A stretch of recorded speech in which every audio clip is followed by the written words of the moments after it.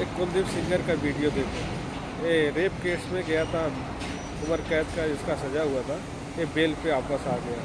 इसका वीडियो देखो।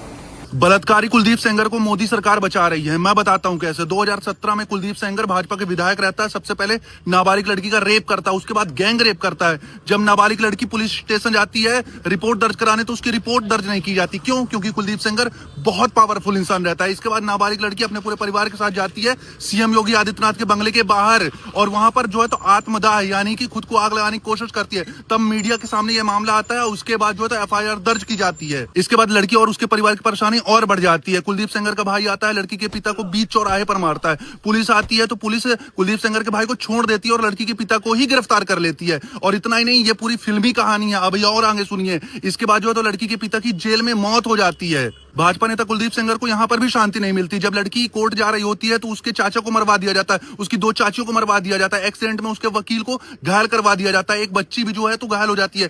खुद जो है तो पीड़िता जो है तो वेंटिलेटर पर आ जाती है। लेकिन पीड़ित लड़की को अभी भी न्याय नहीं मिलता। वो खून के आंसू रोती है। इसके बाद वो सुप्रीम कोर्ट जाती है। सुप्रीम कोर्ट के हस्तक्षेप के बाद जो है ट्रायल कोर्ट कुलदीप सेंगर को जो है तो उम्र कैद की सजा देता है और उसके जेल भेज देता है। लड़की को जैसे ही कानून पर भरोसा होता है तो दिल्ली हाईकोर्ट की एंट्री होती है। दिल्ली हाईकोर्ट कुलदीप सेंगर की उम्र कैद की सजा माफ कर देता है और उसे जमानत दे देता है। इसके बाद लड़की अपने परिवार के साथ इंडिया गेट पर धरना देने लगती है। तो पुलिस आती है और पुलिस जो है तो लड़की को ही जबरदस्ती उठाकर जो है तो बाहर फेंक देती है, उसे बंधक बना लेती है। सोचिए हमारे देश की हालत ये है, जहां पर एक लड़की जिसका रेप हुआ है वो बार बार कहती है कि मेरा रेप हुआ है, और उसको जो है तो दोषी को जमानत मत दो, उसको मत छोड़ो क्योंकि मेरे परिवार को मार चुका है, मुझे भी मार देगा।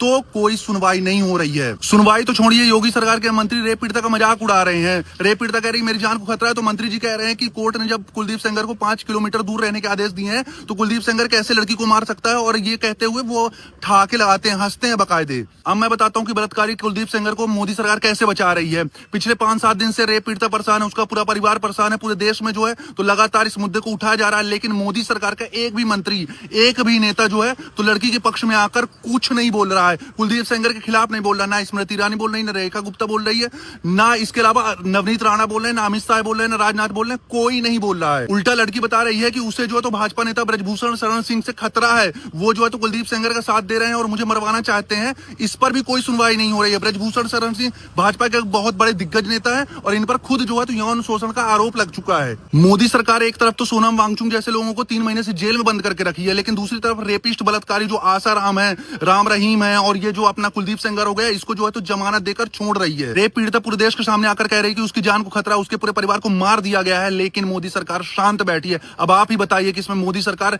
बलात्कारी कुलदीप सेंगर को बचा रही है या फिर नहीं बचा रही। एक कुलदीप सेंगर का वीडियो देखो। ये रेप केस में गया था, उम्र कैद का इसका सजा हुआ था, ये बेल पे वापस आ गया। इसका वीडियो देखो।